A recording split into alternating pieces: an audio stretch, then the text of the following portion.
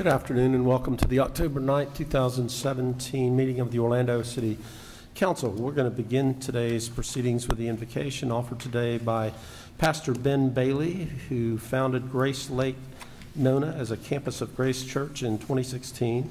He earned his graduate degree from Reformed Theological Seminary and received his PhD from Southern Seminary in Louisville, Kentucky. Pastor Bailey and his wife Cynthia live in the Southeast Orlando with their 3 young children and also a 4th on the way. I believe one of those 3 may be here with the pastor. Yes, indeed. So if you may stand or remain seated. After the invocation, Commissioner Stewart will lead us in the pledge. Thank you. Let's pray.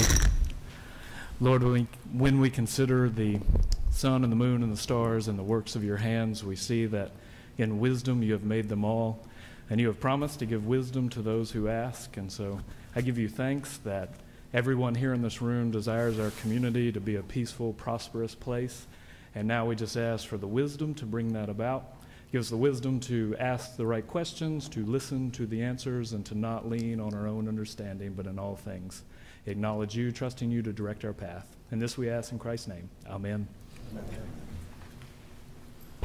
Pledge allegiance to the flag of the United States of America and to the republic for which it stands, one nation, under God, indivisible, with liberty and justice for all.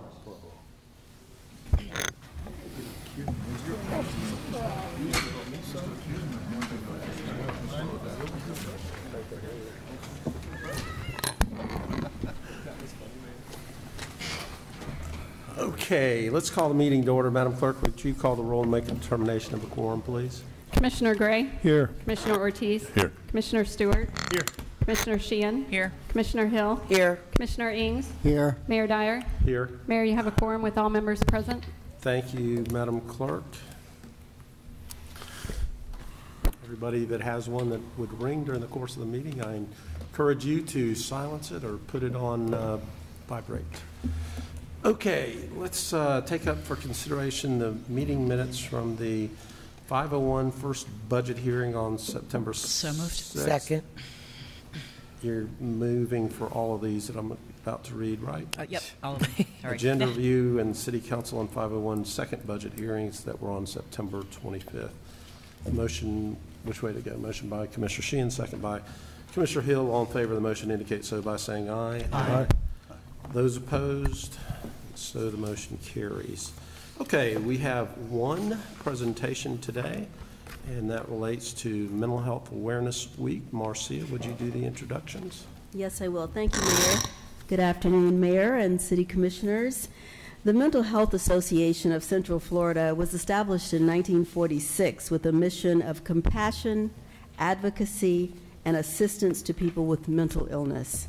And then the National Association of Mental Illness of Greater Orlando was established in 1986 and is an organization dedicated to improving the quality of life for individuals and supporting the families of those individuals affected by mental illness through education, support, and advocacy. It is a pleasure today to introduce to you the executive directors of both organizations who are here to give you a brief overview and give you some insight into the importance of Mental Health Week in the city of Orlando and also in the nation.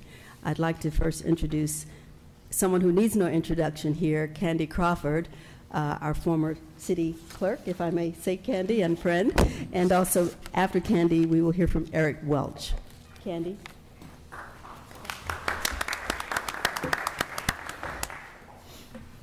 Thank you, Mayor Dyer and distinguished commissioners. On behalf of the Board of Directors, the staff, and all the volunteers from the Mental Health Association, we thank you for this proclamation, and we're pleased to share it with our partner group, NAMI. It's unfortunate that we are here with the similar emotions that we had a year ago. There is great, great respect for the leadership of this body and what you have done to bring Orlando together in the aftermath of a great tragedy. But we must all look at ourselves and ask important question. Are we doing all that we can to address what is happening, not just in our city, but in our nation. Newsweek reported that in our country just this year, there have been 273 mass shootings in 275 days of just this year. Two common elements to these murderous rampages are easy access to high-powered weapons and mentally unstable people. Just seeing this on TV has contributed to the increase in trauma-affected individuals. Florida is the third largest state in our country, but we still rank last in mental health funding. Just last year, the calls for help to our office doubled. We will continue to make it our mission to be a resource for anyone that needs help, and we will continue to advocate for more mental health care. And we just ask you to please remember that it's okay to get help.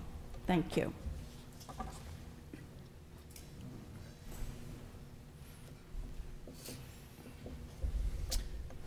Well, good afternoon.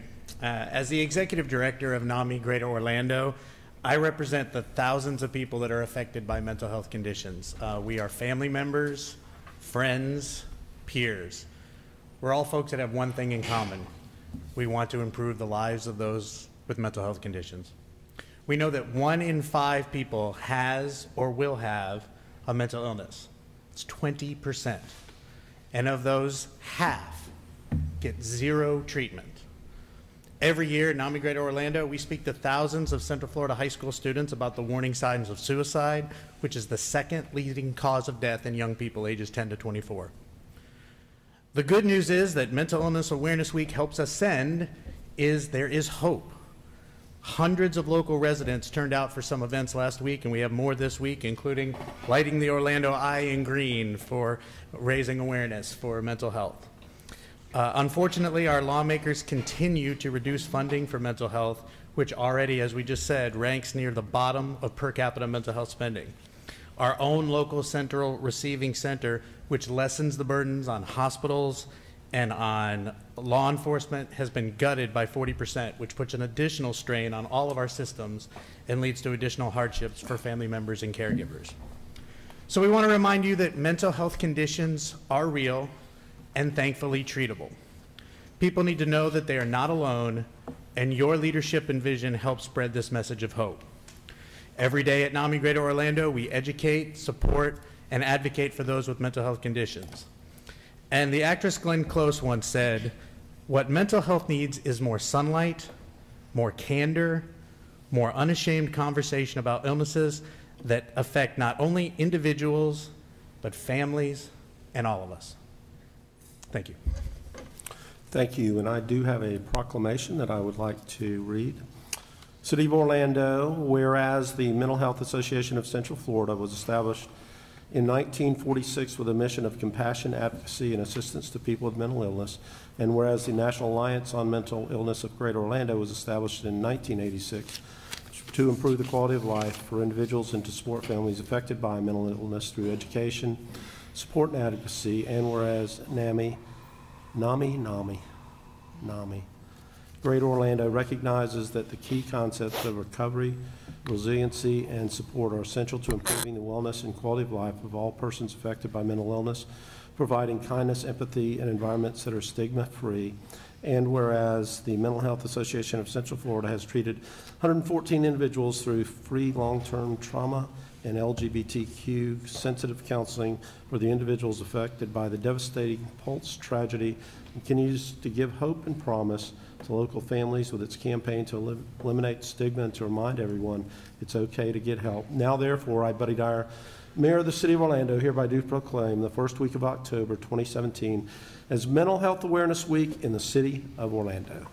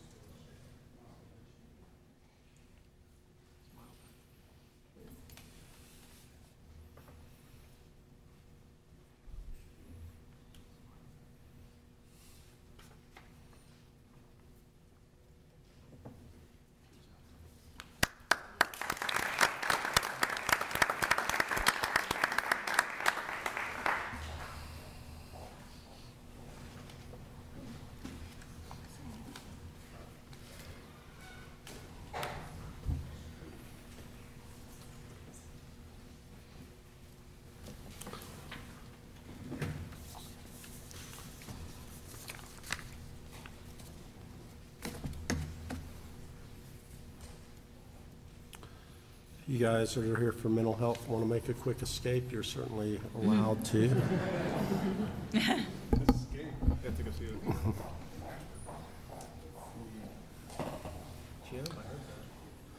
Okay, do we have any students with us today? All right. Wow. Okay, would you guys stand up and be recognized? Thank you for being here. All right. Feel the gallery. I know that you are under no obligation to come, other than if you want to pass the course that you're in, right? So, but we do appreciate you being here and hope that you'll learn a little bit today. So thank you for being here. All right, let's go into the mayor's update. And of course, we all woke up to a horrible and tragic scene in Las Vegas. Gosh, it seems like it's been more than a week, but it was just a week ago today, and we know that there's going to be an incredibly long path ahead for Vegas, just as there continues to be a long path here in Orlando. And after Pulse, the entire world shared their love and support and thoughts and prayers, and did so through visual means as well as through prayers for Orlando, and I hope that we can continue to do the same for Las Vegas as they continue, or as they start the healing process. So I'd like us just to take a moment of silence to send our thoughts and prayers to Las Vegas and all the people that are hurting out there right now.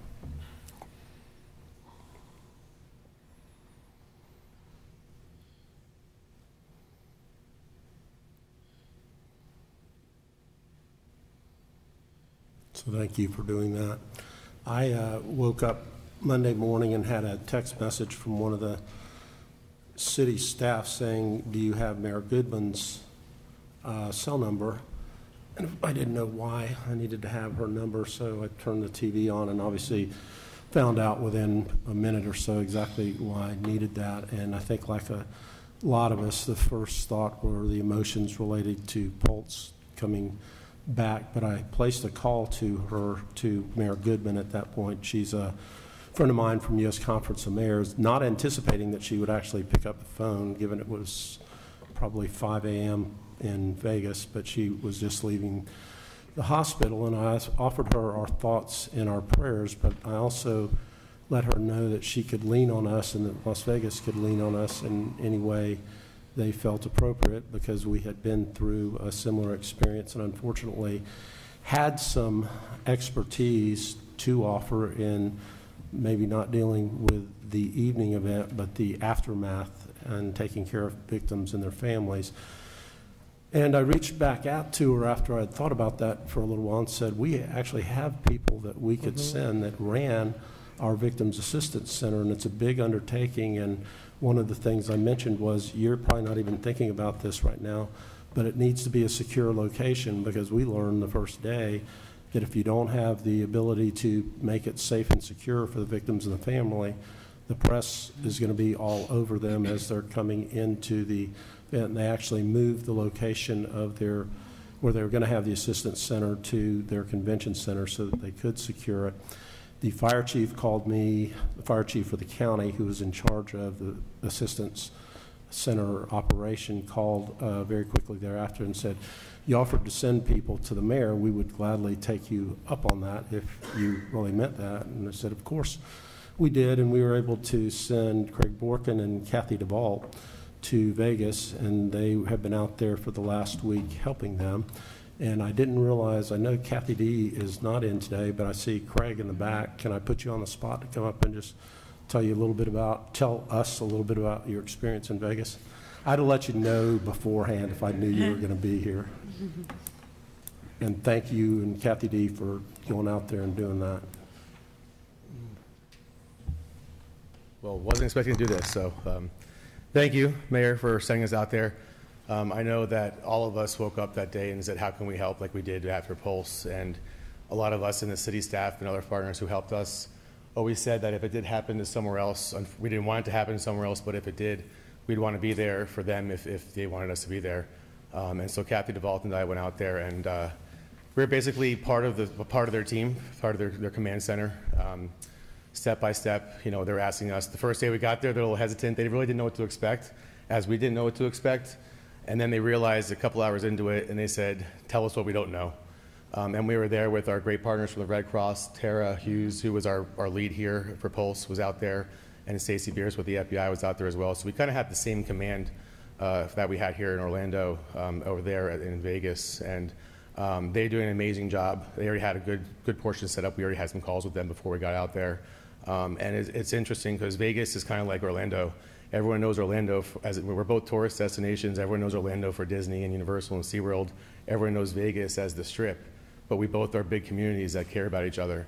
And that's what we were able to show the world after Pulse, how we came together as a community.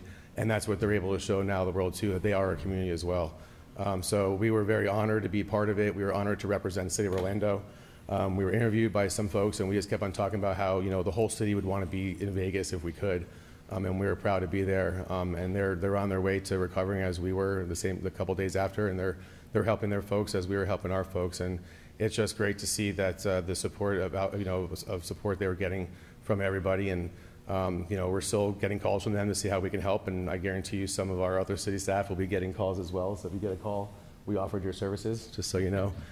So because there's a lot of things to do, and they don't know what they need as of right now, and they're trying to go through that as we were. So again, it was an honor to be able to represent the city of Orlando from both Kathy and myself, and we're just proud we couldn't do that. Thank you, Greg.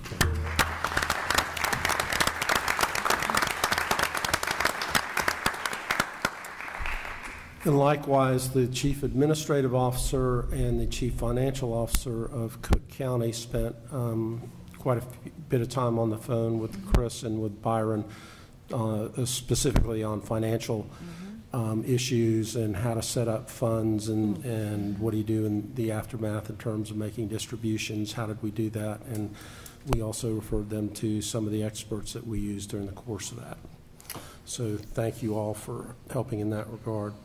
Which is a good segue into one of the items that is on our consent agenda today. And as we continue our healing process, we have another step in that effort. The One Pulse Foundation is working on a temporary memorial at the Pulse site as they undertake the process for a permanent memorial. And I think the most important thing about establishing a permanent memorial is that there be a process that everybody, the victims and the families and the entire community, feels like they're a part of that process. And I think if you talk to folks in Oklahoma City, they would tell you that the process is almost more important than the end result, what the actual physical memorial looks like. Not that that's not important, what the end result is going to be, but part of the process is the healing part of it and the participation in that manner. And I think that Barbara and the members of the foundation are off to a good start. They have a town hall meeting this evening, and we had the item for the temporary memorial just on the consent agenda, but a number of the commissioners didn't have questions in regard to anything negative, but they just thought it would be appropriate, Barbara and Earl, if you guys just talked a little bit about it so that there is some positive light shown and more information out to the community on what's happening. So we invited Barbara and Earl and other members of the foundation to come here during the presentation part of this and just update you on what they're doing. So Barbara or Earl, whichever way that's going. Thank you, Mayor and Commissioners. Just like Oklahoma City, we have our task force working on our permanent memorial process. Part of that was creating an interim one that would clean up the site, make it look less like a crime scene and more like a place where you could come and pay your respects. So we went through a mini process, which was brainstormed to see what the site really needed and what we could do with it on an interim basis. Let's see if we can. There are what we call the 6Ds, which is what is our dream, everything we think that it should have. The discovery process of going through how to get it done, design, which was donated by Dix Height plus partners here locally, documentation of that design, which they've also done, the discussion and the direction. So what you're going to see, I'll go through as many slides as quickly as possible, but to give you an idea of what it's going to look like and how it's going to be created. What you see in front of you now is what we hope the view will be from Esther Street. So you will see that the building is still there. It is surrounded by an 8-foot temporary fence, which is a construction fence. It does have a panel which will give you some view to the building. The wall that looks white now will not be white. It will have some, whether it be murals or pictures from around the world or from our memorials that we've had here that will commemorate how Orlando came together. You will see a 4-foot small perforated wall in front of that, which is what we consider our offering wall, where people can still leave flowers, leave gifts. They can zip tie them to those, leave their and leave special messages there. You will also see that the pavement is paved, painted, so that it would create a walkway around the building. This is the final view from Orange Avenue. It seems as if the sidewalk is wider. You will also know that the sign has been wrapped in the same material, the viewing material, where people will be encouraged to leave messages. And those are panels that I will be able to pull out once they are full and put fresh panels in so that people can continue to leave their messages until the permanent memorial is designed. Again, that white wall will be covered in artwork. That is just an aerial shot of our current property lines and the building landscape. This is what it would look like from above, to give you an idea. What you don't see is that the fence that goes around on each side will go in the back of the building as well to secure the building.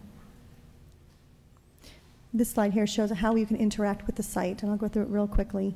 You will see in the very front of the building where you will be able to view, we would like to display all the names and the pictures of the victims so that there's a place for everyone that is dignified and to be respectful to those that were taken that day. The second viewing area of the building would be where the waterfall once was, and if anybody who ever attended Pulse knew that waterfall is kind of iconic to who we were. On the back side of the building, on the side, you'll see 2 arrows there, and that is where the bathrooms walls were blown out. This seems to be a space where a lot of people try to get to. They have climbed the fence, they have thrown things over, they have broken into just to be able to pay respects at that area. So we think it's an important place for people to be able to get to safely and respectfully.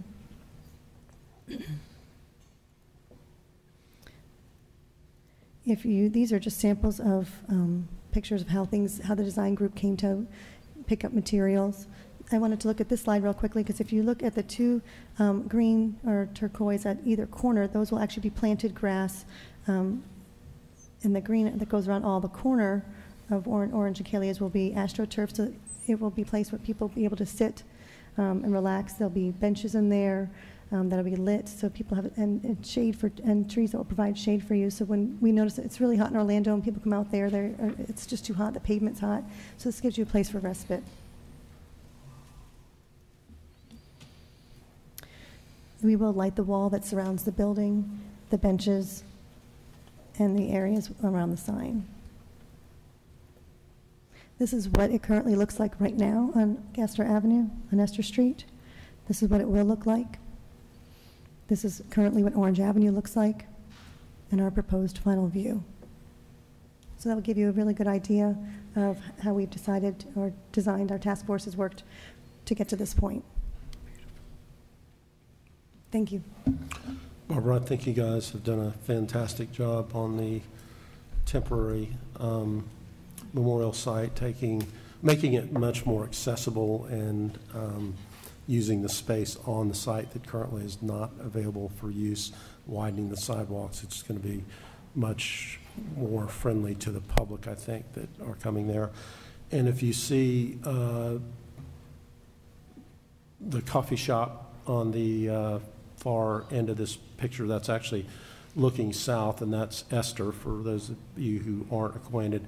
And we have been able to approve a rainbow crosswalk there, and I got a petition, I think, with several thousand signatures on it requesting a rainbow crosswalk.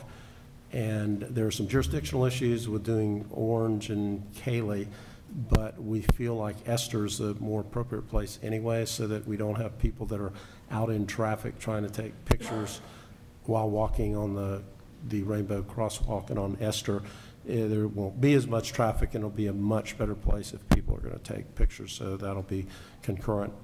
Well, we'll probably have that up before you guys actually do the temporary. I do have one question for you. What are you thinking timing-wise? Probably all these guys out here want to know timing-wise on the temporary memorial.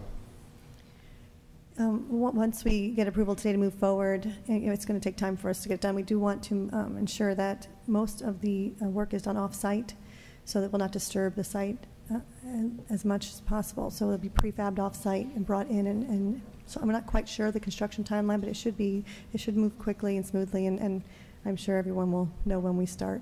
Okay, Commissioner Sheehan has a question or comment. Oh, just a comment, Mayor. And I know there might have been some concern, from my colleagues, but this has been an ongoing process with the families, especially and there's been monthly meetings to bring everyone together, the stakeholders, and in order to get that sensitive input, because this is a very sensitive site to the family members and to the survivors who, have kind of been felt left out. They've also been participating. And I think Barbara and Earl have done a really good job in being sensitive and bringing that together. And there's also been an online survey that people in the community can take in order to gain their input. So there really has been an ongoing, between the monthly meetings, the survey, the information that's been put out there. There has been a lot of public engagement, but of course a lot of sensitivity to the family members, because they really want this to be a place of remembrance for their children, because this is the last place their children took their last breath. So I think it's very important that level of sensitivity. I've been asked to be on the task force, which I'm honored to do that, and so I've had a little bit more interaction, because I feel it's a part of what I really want to do too, is being in my district. But there has been a lot of public engagement through this process, and I think it really speaks to what Barbara and the group are trying to do. The fact that they got a lot of this donated. Yes. That, from the community, and they actually help facilitate. You had a professional facilitators that actually do this with architecture firms that led these community groups and did this. So it wasn't just that this is what Barbara wants to do or this is what the task force wants to do. There was a very long, protracted public engagement process that this has been going through for months. Thank you, Commissioner.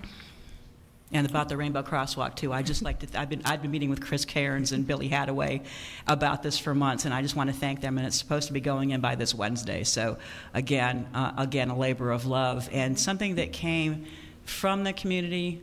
And I think it's important that we try to honor those requests when we can. But again, it was FDOT, the jurisdiction, there was issues. But I think it is nice that it will actually be a place where people kind of walk anyway between the Dunkin' Donuts and the site itself, and there's a lot of people that actually walk in that area anyway. So it'll be a nice tribute as well.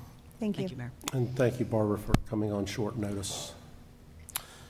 Okay, city's relief efforts in other regards. There are a lot of people that are still feeling the devastating effects of Harvey, Irma, and Maria, and Maria probably being the worst of them all. Following the devastation in Puerto Rico, there are a lot of families that are relocating from the island here to Central Florida. We're a pretty logical place for people from Puerto Rico to relocate to because of the large Puerto Rican population that we have existing here. So we've been collaborating with our federal, state, and local government partners and our local community organizations, a lot of which have been providing relief by shipping supplies directly to Puerto Rico. I know there's a number of efforts going on in that regard, but we have also, in conjunction with the state and the airport, opened a disaster relief center at the Orlando International Airport, and it is very busy there now that the flights have picked up from Puerto Rico. But I think that it is the only type of center in Central Florida right now. So when I was there last week, there were families that were coming in from Lakeland and Tampa because they could come and get information and get processed there. We relocated, or actually opened, I guess I'd call it a satellite OLA office. We were already set up in terms of being able to provide connection and information through our OLA office. So for more information, including being able to volunteer out there, you can go to visit cityoforlando.net. And one thing that our residents are probably interested is the Continued recovery of debris from Hurricane Irma. Our city crews and contractors continue to be in full swing, working 12-hour shifts, 7 days a week. I know a lot of progress has been made in the last 7 to 10 days. You can check the status of debris removal in your area by visiting cityoforlando.net/debris. And there is a map there that's updated weekly to show you the areas that have been complete and where crews are working. And I want to thank our residents for being patient and for putting out their debris in the manner that we asked so that it could be collected. And I will remind you that if you still have debris and you have an individual pile, it is probably because you have mixed construction materials with other plant or garbage materials, and I would encourage you to separate them if your debris has not been picked up and your neighbor's has. Finally, but not lastly, on today's agenda, we have funding agreements that will help us provide funding for many of our community service organizations, arts and cultural groups. If you're here today representing one of those organizations, including the Homeless Services Network, Regional Commission on Homelessness, United Arts, the Science Center, or the Pet Alliance, or anybody else that has a contract for funding, would you please stand and be recognized?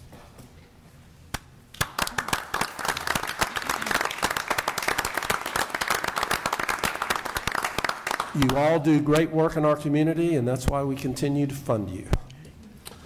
All right, with that, we will move on to the consent agenda. The consent agenda is a number of items that are acted upon through a single vote of council.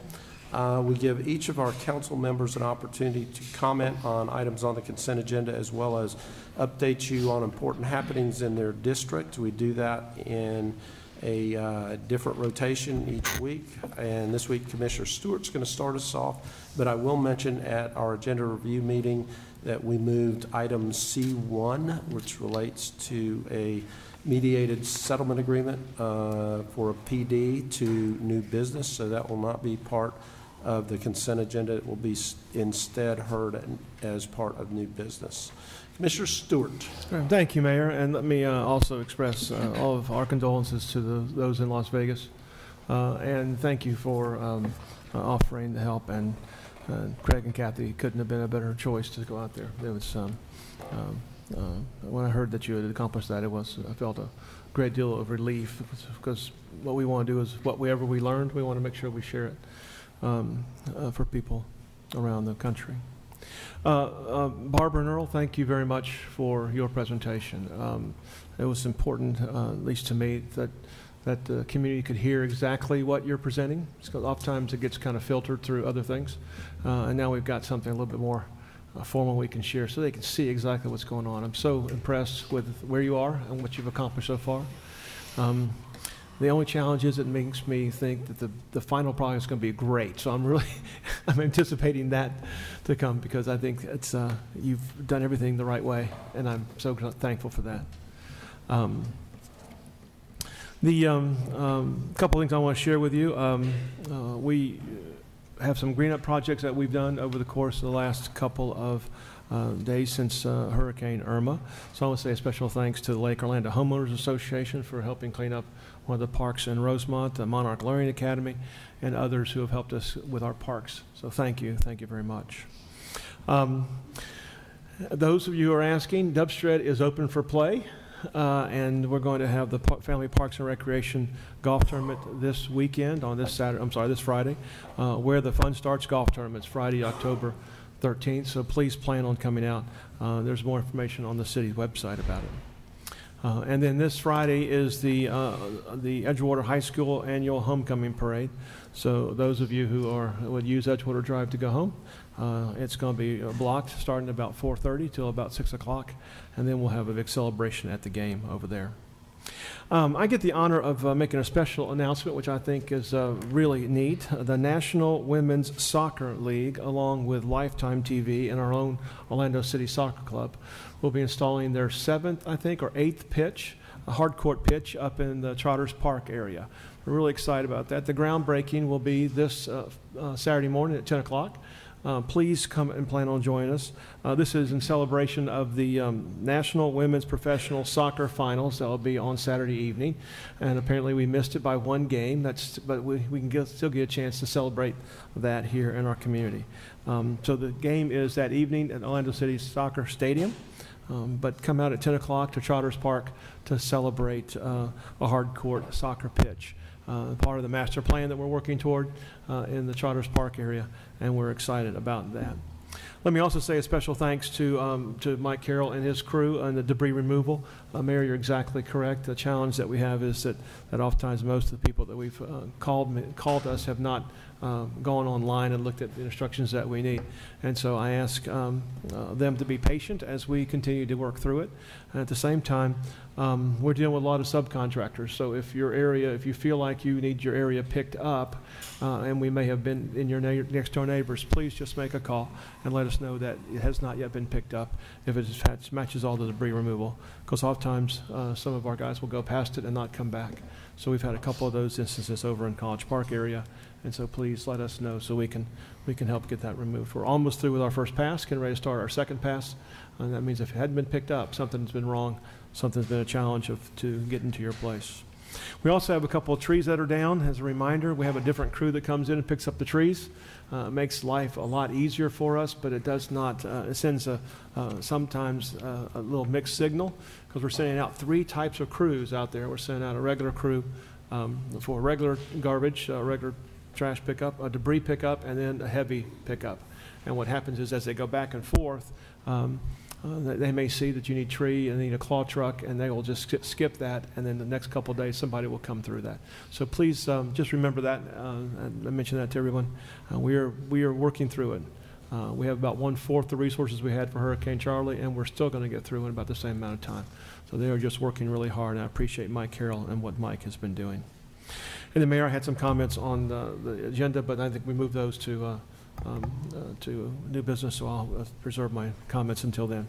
Thank you very much. Thank you, Commissioner. We'll move to Commissioner Sheehan, District 4. Thank you, Mayor. And about the debris, I bundled and bagged mine, and it reduced it to about 1/6 of what it was, and they came and they picked it up. So I'm telling everybody, I didn't get any special treatment. It took me about 4 hours to bundle it, but I got to tell you, it really reduced it down. So now I understand why they tell you to bundle it, because it really brought the size of that pile of debris down, and it made it a lot easier for them to pick it up.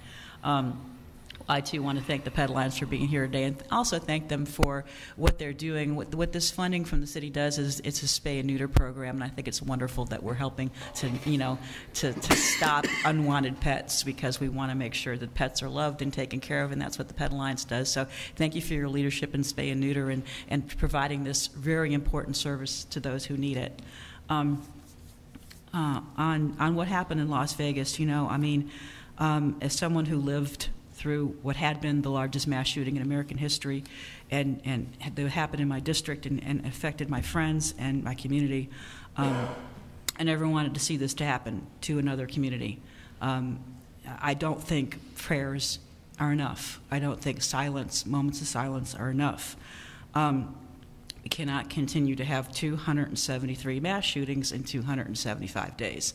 And people might say, well, that's not an appropriate place for a local official to say that. Well, when someone can go to a gun shop and spend less than $1,000 and do millions of dollars of damage to a community, as well as put people in the hospital, young people who probably will never have enough insurance to cover their medical bills, for medical people and our first responders to be traumatized the way that they're being. If we really want to help our first responders, we need to keep them out of harm's way and quit putting weapons of war in dangerous people's hands. And it's incumbent upon us as a community, as American citizens, to do this, because if we get angry about people kneeling before a flag and don't seem to care at all about people who are being murdered in our communities, we have got to stop this madness. It has to stop. This is America. I love the flag too, but when we get more upset about a flag protest than we do about innocent Americans' lives being lost when they go to a concert or to a nightclub or to an elementary school or to a movie theater, and do I need to keep going on? A university, it has to stop. And you young people in the audience are shaking your head. We have got to be part of the solution, because my generation's not doing a damn thing about it. We have got to stop it. We have to. And I'm looking to you young people. because apparently we value the NRA more than we value our own community and our own kids. And this has to stop. And the one thing I've heard from the Pulse moms and dads and families over and over again is we have got to keep these weapons of war out of dangerous people's hands, out of anyone's hands. If you need a weapon of war to protect yourself, you're doing something wrong. I have a handgun. I believe in the Second Amendment, but I do not believe that people should be able to kill hundreds of people in any community, and it shouldn't happen. It's not about the Second Amendment. It's not about self-protection. It's not about defense. It's about offense. It's about harming other people. And I love what Barbara and Earl are doing. I love the fact that we are making love out of hatred. I love the fact that we are talking about what brings communities together and what's healthy and beautiful and wonderful about communities. And that's what I really tried to do during the time that I was on the street talking about Pulse. But I'm angry because I didn't want to see it happen to anyone else, and nor did those families. And that's why these kids are so traumatized this week, and that's why we're all hurting this week, is because we didn't want to have to share this horrible brother or sisterhood with anyone else. It has to stop. Thank you, Mayor. Move to District 5, Commissioner Hill. It's powerful, Commissioner. Well, how you recover after that? I mean, this report, it seems meaningless what I'm getting ready to say when you think about the families and that's been impacted by this horrific incident. Of course, my prayers is with those in Las Vegas and their families. Thank you, Barbara, for what you're doing here in the city to continue the healing process for those families impacted by Pulse. And Craig and Kathy, I know Kathy isn't here, but Craig, thank you for going out and helping with lessons learned. I know it was, you had a tough time recovering because you were right there on the ground with these grieving families in the beginning, and I know it was pretty hard. It was a great decision, but it was like opening a healing wound. So thank you for your sacrifice. So on September the 28th, over on Mercy Drive corner, of course, one of the, with the mayor's support, we were laser focused on empowering and impacting lives over in the Mercy Drive corner through a Mercy Drive vision plan, in which through the consultation of Canine Consulting and Jason Bruton and our ED staff, we have been having community meetings over in the Mercy Drive corner, talking about how to improve the infrastructure, how to improve economic development, and create housing and mixed-use properties and mixed-income properties in that corner. And we had our last meeting before Kana and Associates go back and present the community with their plan, what they have proposed here soon. So I just want to thank everyone for their input and taking times out of their busy calendar for the last few months, putting this vision plan to go. Of course, in order for anything to happen, you must have a vision and a plan. So hopefully the community and along with staff, we have put something beautiful together to have a map to go by. On October the 3rd, we celebrated National Night Out, and I'm happy to report that we had 18 neighborhoods that participated within District 5. And yes, I did attend all 18 of them. It was grueling, but it was very rewarding to see the great participation in District 5 and the neighborhoods coming together to help OPD fight crime in their neighborhoods. And additionally, the Clear Lake neighborhood in District 5 this year took first place, and the theme was to close the doors on crime and drugs. And Chief, I'd like to thank from a heartfelt thanks to your entire OPD team for making National Night Out a success. And there was great representation at each one of those 18 neighborhoods that I attended with OPD, and not just standing up there, engaging with the youth, engaging with the seniors, and it was almost like a neighborhood block party, and fun had by all. And I want you to know that the work that your men and women do there at OPD does not go unnoticed, because your work and their work is every day and all year round, and it's not just one night. But it was great to see everybody in a relaxed mode and enjoying themselves. So thank you, OPD, and the fire department, Chief. Thank you for your men and women that attended there and engaged the community. Thank you for your leadership of OFD. So I just wanted to make Chief Williams. On Thursday, October the 5th, here in the Rotunda, I partnered with Greater Orlando Aviation Authority, and we hosted a small business workshop. It was well attended. We had about 50 small businesses that attended. The C phase of the OIA project is currently getting ready to be bid out. There's about $350 million that will be rewarded to small business owners. And so we're trying to get them prepared and ready and certified so that they will be a part of this almost $2.5 billion project.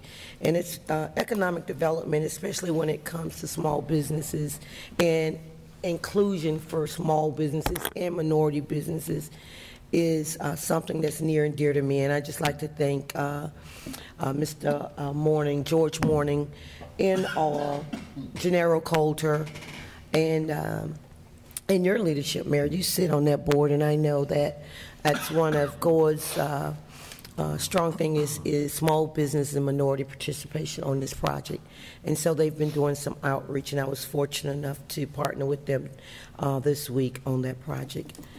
On Saturday, October the 7th, at Callahan Community Center, I partnered with Latino Justice, the Florida Rights Restoration Coalition, the Orange County Clerk of Courts, the Public Defender's Office, the State Attorney's Office, and your son's law firm, Commissioner Stewart, which is Stewart and Mott.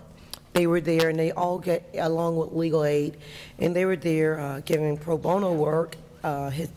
Stewart and Mott's office and Legal Aid to restore rights for felons and then to expunge and seal their records. We had 5 people that attended whose rights was in the process and qualified for being restored and their records to be expunged and sealed. And that gave them a lot of hope.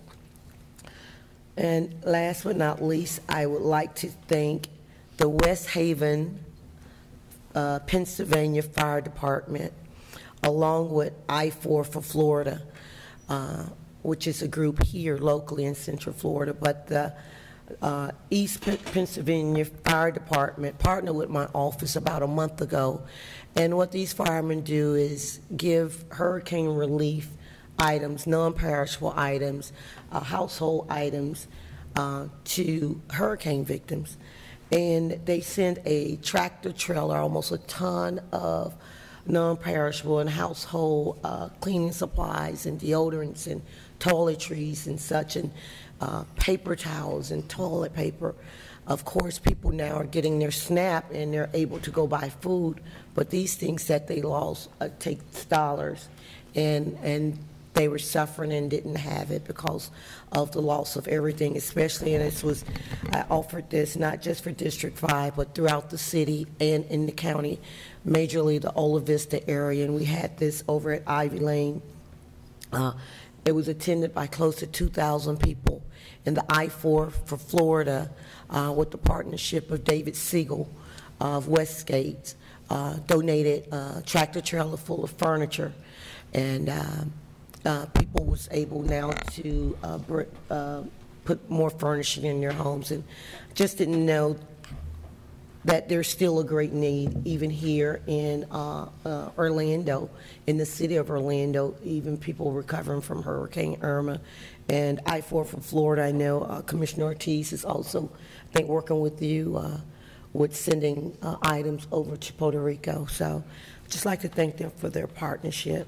They are a Republican organization, but love and partisanship during times of hardship does not have a D or R in or Black or Hispanic attached to it. Love is love, and I just like to thank that group for showing their love over by helping families on the west side of Orlando. So I just have two more things. On Saturday, through the leadership of Chris Castro, I think I've seen him somewhere, he's gone now. As you know, in January, we will be starting a Paramore Farmers Market, and we're trying to prepare folks here in Orlando, and especially to create small businesses of maybe Miss Pearl that sits in her kitchen and bake apple pies or sweet potato pies, to be able to come to the farmers market and sell them. Some folks that might pickle different beets and cucumbers for be able to sell it. So we have a cottage food business workshop on Saturday, this October 14th from 9:30 a.m. to 12 p.m. To learn about the cottage food law and how to start your own business. And I think it's going to be very interesting, and you don't need a license for that. You just need this certification, I believe, in learning how to, the laws of Florida. And they've increased it to where you can make up to $50,000 without going out to get a formal business permit. So it's going to be great. On October the 21st, that following Saturday, I've partnered with an organization called The Prompting, and it's led by CEO Dr. Rollin Roberts. He was the CEO of the Hoverboard, if you ever heard of that thing.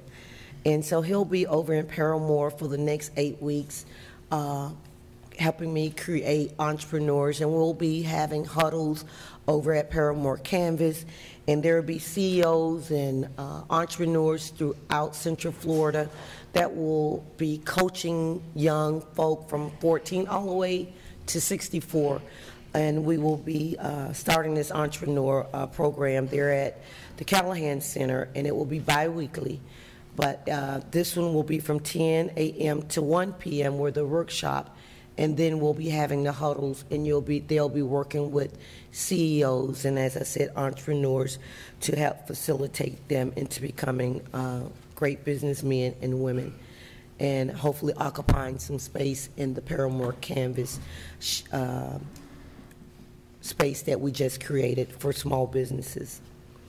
And last but not least, on October the 19th, again, through our Brittany Sellers and Chris Castro, we'll be having a clean energy workshop at Rock Lake Neighborhood Center, and it will be covering how to lower your utility bills at home, hurricane damage prevention, talking about solar power and energy efficiency careers, actually. And I know we have recently passed that we want it to be, I think, by 2050, Mayor, or 2030? 2050?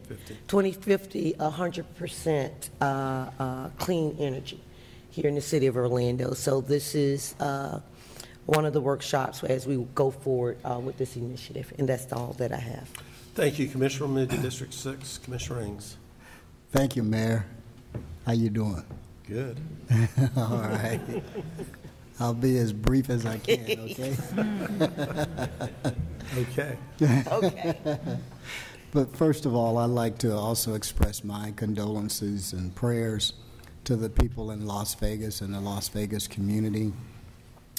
We know that it's a tremendous tragedy that has occurred, but through strength and love, peace, and care, you certainly can get through it.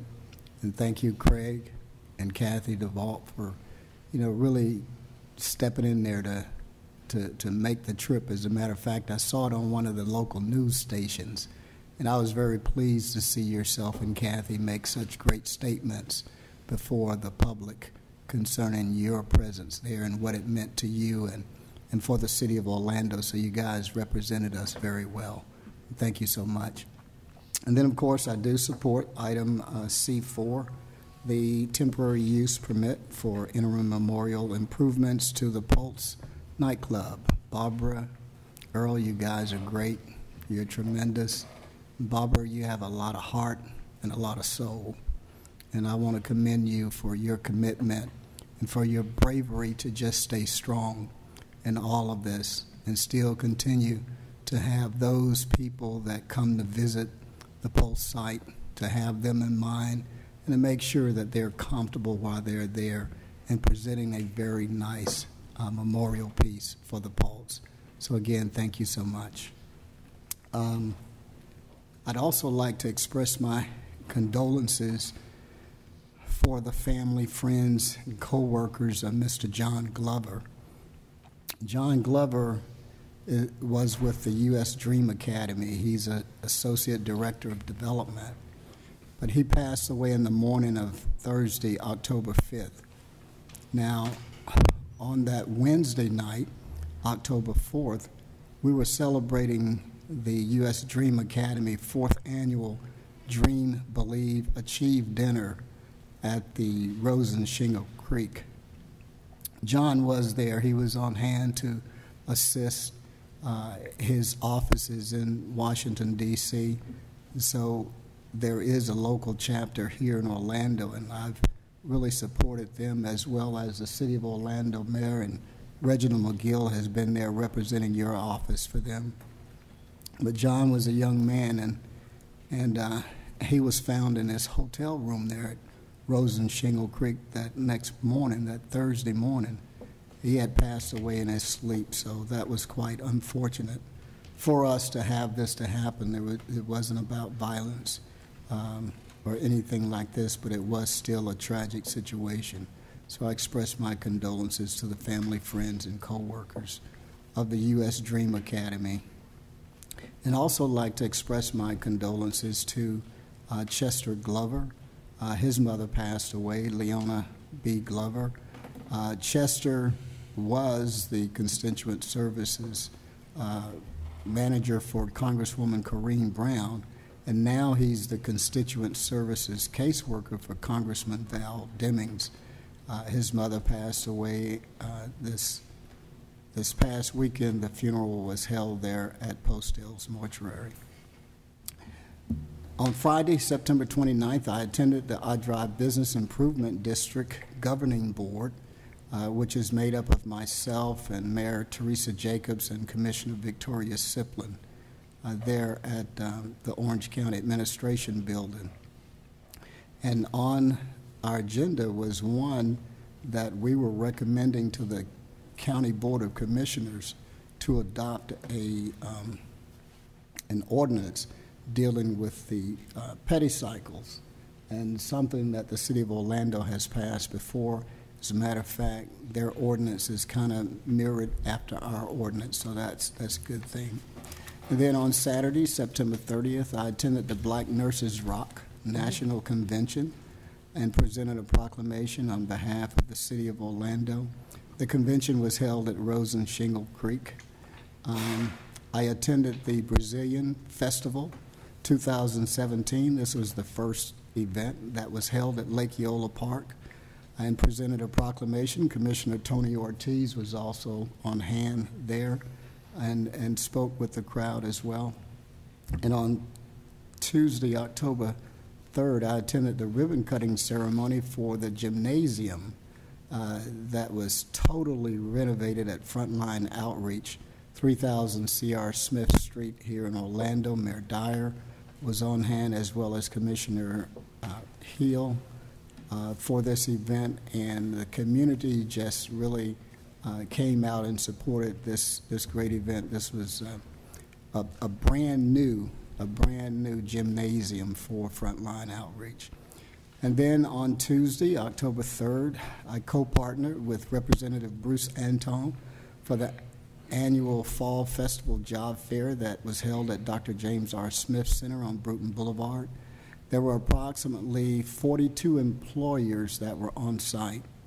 And we also had some FEMA representatives there who were present to offer hurricane and relief assistance for those that were in need. And also a representative from U.S. Senator Bill Nelson's office, Helen Miller, was there to assist with hurricane relief as well.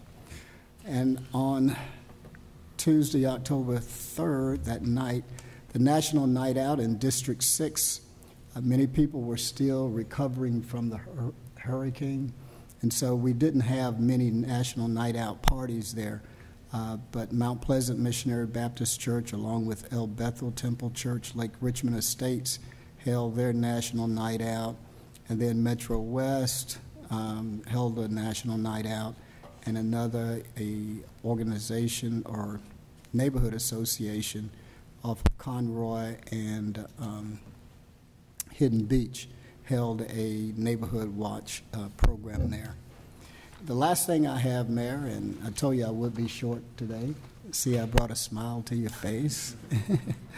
But this last thing, I want to thank Kimberly and Carmen of the Human Relations Office for bringing this to my attention. Gwendolyn Wiggins was elected to the International Association of Official Human Rights Agencies, the IAOHRA Board of Directors, as a member at large. And Gwendolyn Wiggins is the Human Relations Official for the City of Orlando. So this is a great accolade for you, Virginia.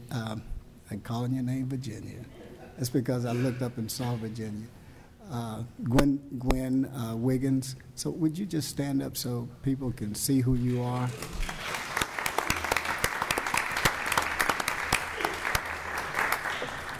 The International Association of Official Human Rights Agencies is a private, nonprofit corporation headquartered in Washington, D.C., and was founded in 1949.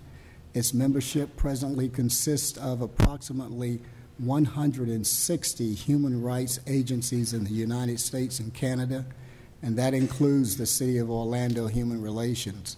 So Human Relations has been an agency member of this organization since the early 1980s, and the mission of the International Association of Official Human Rights Agencies is to promote civil and human rights to all people around the world.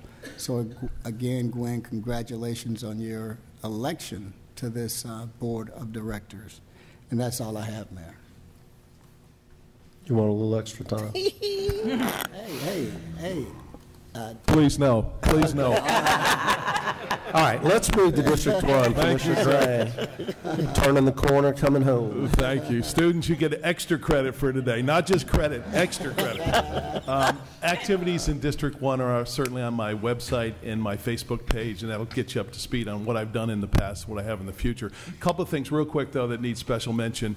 Over the last couple of weeks, I attended here at City Hall the MIA POW ceremony that the Mayor's Veterans Council put on. If you haven't done that, it's an annual event. Please think about that next year at this time. It's a powerful event, and I'd encourage you to go. It's about an hour right here in the City Rotunda, but it's worth your time. Also wanted to give kudos to Commissioner Ortiz. He was part of a Stop Human Trafficking event here at the city, and also a powerful message. I'd encourage you to do that next year as well if you haven't had the chance. Want to thank our public safety folks for National Night Out. Great opportunity to get neighbors together. Nothing quite as exciting to see little kids' eyes light up when a fire truck or a police car pull up and the lights go on. It's pretty exciting to watch them do that. So thanks to public safety for coming to the neighborhoods and do that. Last thing, kind of cool, Saturday out at the USTA Tennis Center in Lake Nona. If you haven't had a chance, it's open to the public. Please take, on a weekend sometime, go for a drive. It's open. You can walk in. But I was fortunate enough Saturday, they're sponsoring a Super Seniors International Tennis Federation event. And so we had about 150 people, 60 years and over, that still play tennis. Wow. And they did the event, and we had folks coming all the way from Argentina, all the way through the list to Zimbabwe. what was neat about it for me is certainly it's about tennis, but again, it's an opportunity for us to show the world what's going on in Central Florida, and they're doing it through tennis.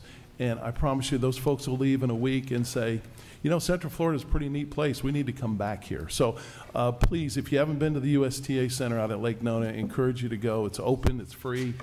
Go check it out. You'll have fun. That's all I have, Mayor. Thank you, Commissioner. Commissioner Ortiz. That's how you make announcements. Look at our media. The media in the back are sitting. They're tired from. Just messing with you, Commissioner Ings. Oh, that's who you I'm just messing with you, Commissioner Ings. Hey, I was shorter than Commissioner Sheehan and Hill put together, but it's me.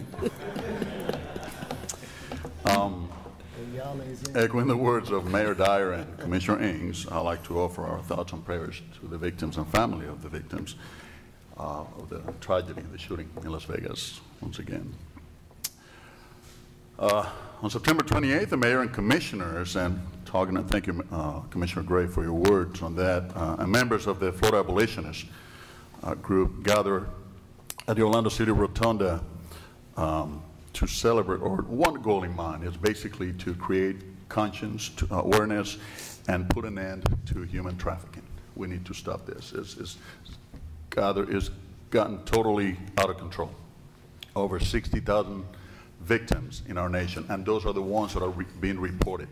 We don't know how many more. So it's not only about creating conscience, it's about saying enough is enough. It's about really getting involved. It's about the duty is not only for those who are working as part of the commission. Every one of you has a duty to get involved on this, because it can affect your family when you least expect it. Last Tuesday, National Night Out, total success, I'm pretty sure, for everybody in the city. That's what it's all about too, getting involved. Because when you know your neighbors, you know who doesn't belong, then you can call the police, and in combination we can get rid of those who are not, have too good of plans for our community. So let's get involved. As of late, the character of Puerto Rico has been put to the test, and the beautiful island is facing difficult times. We all know the tragedy, but I want to take this opportunity to thank each and every one of you that have been involved, that had helped in one way or the other, because this is what this is all about. It's about getting involved. It's about helping other human beings. And I know that at a long distance, we're still helping. And I've seen faces from all walks of life coming over to help.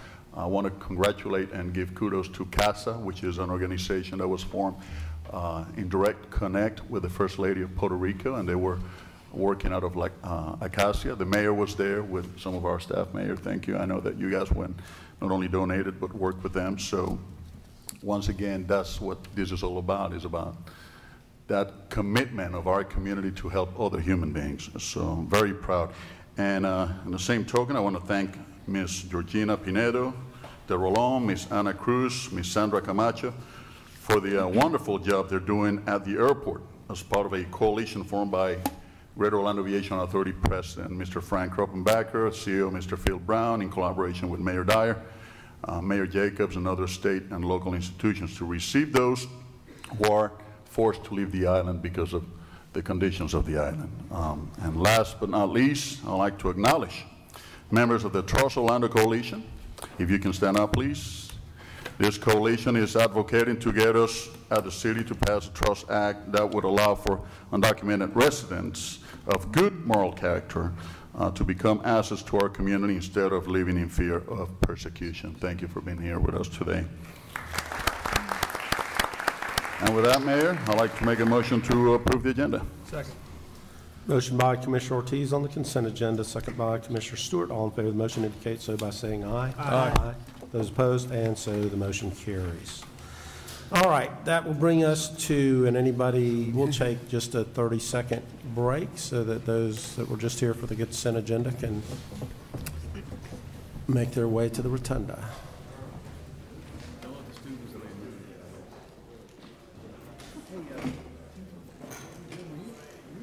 Just wanted to let you know, we're not ready for these, of course, yet, but he's here to talk about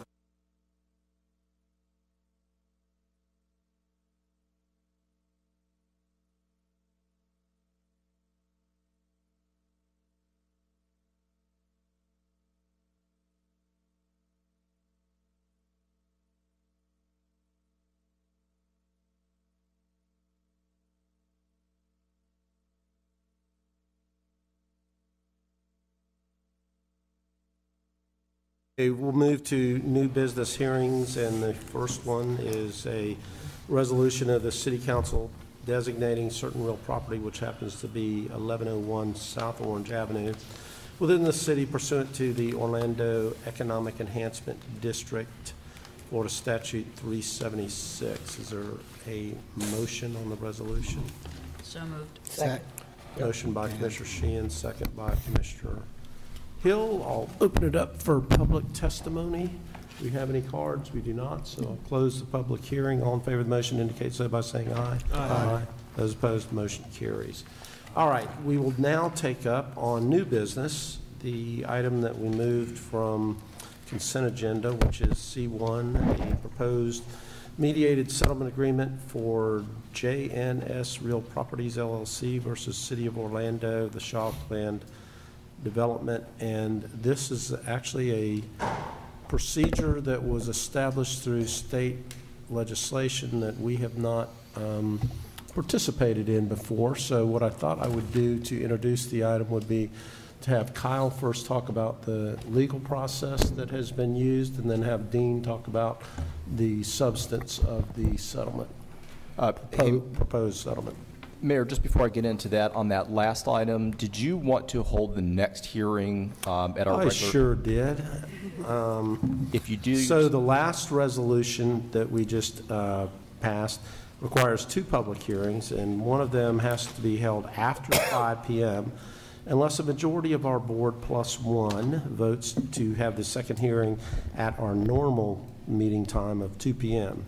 I would certainly be willing to entertain a motion that the second public hearing on this resolution be held at the next regularly scheduled meeting of October the 23rd instead of waiting till 5:01 on that day. Is there a motion to that extent? Second. Motion by Commissioner Sheehan, second by Commissioner Stewart. All in favor of the motion indicate so by saying aye. Aye.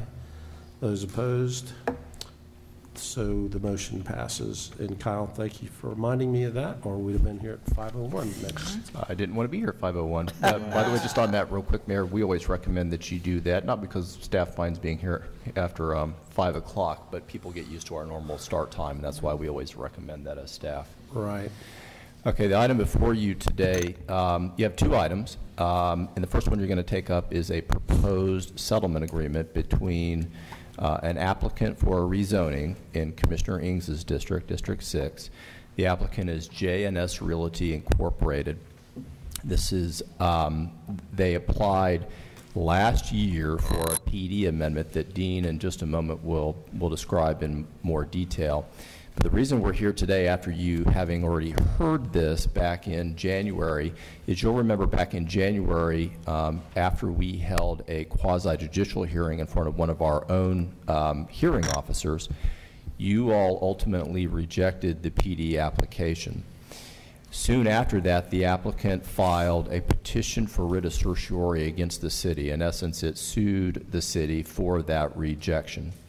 In addition to suing the city, the applicant invoked a state statute against us that's called the FLUEDRA statute, and FLUEDRA stands for the Florida Land Use and Environmental Dispute Resolution Act. We've not had that invoked against us before. This was the first time for us, but what that means is that the applicant and the city had to mutually agree upon a special magistrate. And that special magistrate is Carlos Alvarez. Carlos is sitting as a special magistrate, but before he holds a special magistrate's hearing under the statute, he is to sit down with the parties and try to mediate a settlement to the dispute. So what's before you today is the product of 3 days of mediation between the city and the applicant. It's our best effort at a resolution, and we want you to consider it. If after hearing from Dean about the mediated settlement, and we also recommend that you hear today from the applicant's attorney who's here, his name is Brent Spain. We also recommend that you hear from any neighbors that might be here. One of the things about this mediation process is that neighbors have not had a chance to be heard in the mediation process yet, and so if they are here, you might want to hear from them. But in any event, if you approve the settlement today, then also on the agenda is the first reading of a proposed PD ordinance that would implement that settlement. So you would conduct the first reading of that, and if you do that, we'll bring it back for second reading and the adoption hearing at the next available council meeting.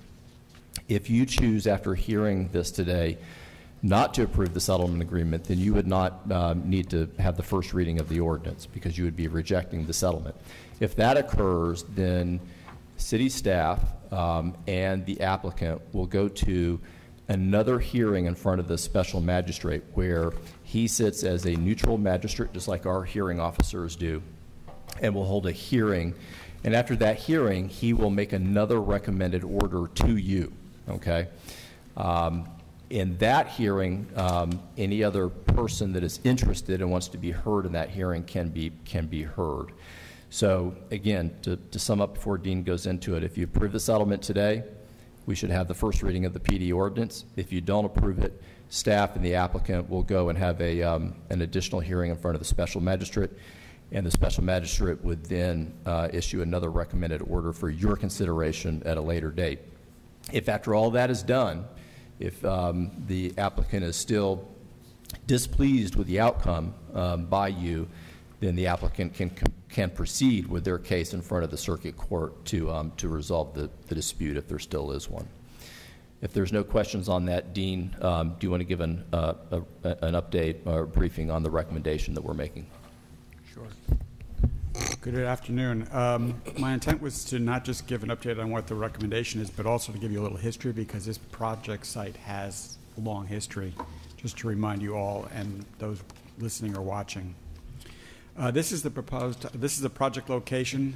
It's known as the Shaw PD site, and it's north of Vineland, east of Peregrine Avenue, south of Wendover, and west of South Kirkman Road.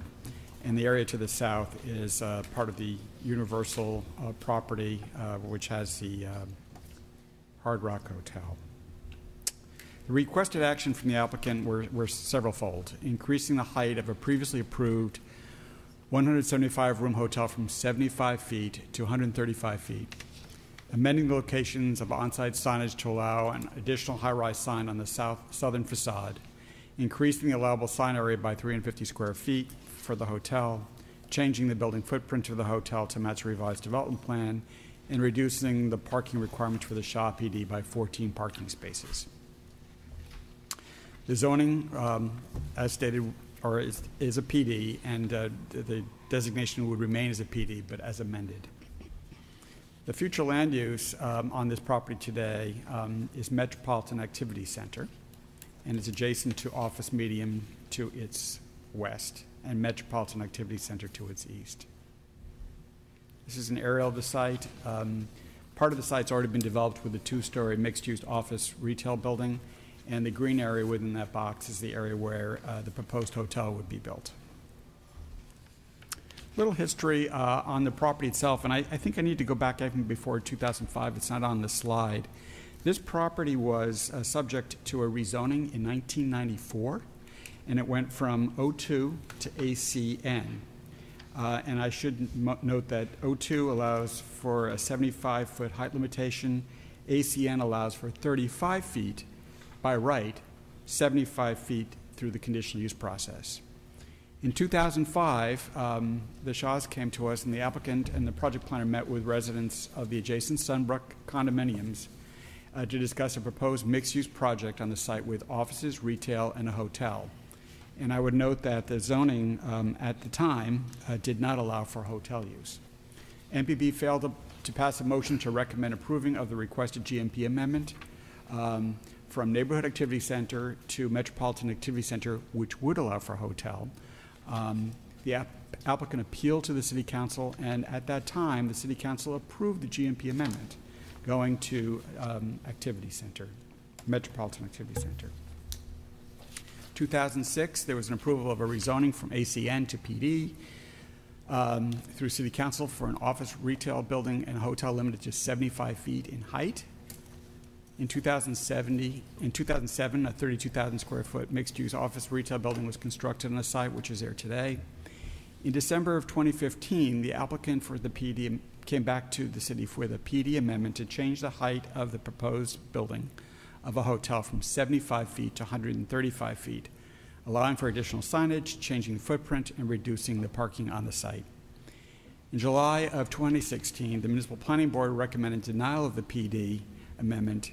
There was a quasi-judicial appeal filed by the applicant, and the hearing took place on October 19, 2016. I would add further that in July of 2016, staff was recommending to the Planning Board that we not approve the change in height. We thought that the 75 feet was appropriate.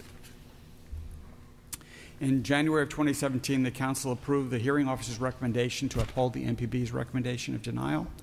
In February 2017, the owner filed a petition pursuant to Florida Land Use and Environmental Dispute Resolution Act, as Kyle has described. And February 2017, the owner concurrently filed a petition for writ of certiorari in the Circuit Court, which was also described by Mr. Shepard.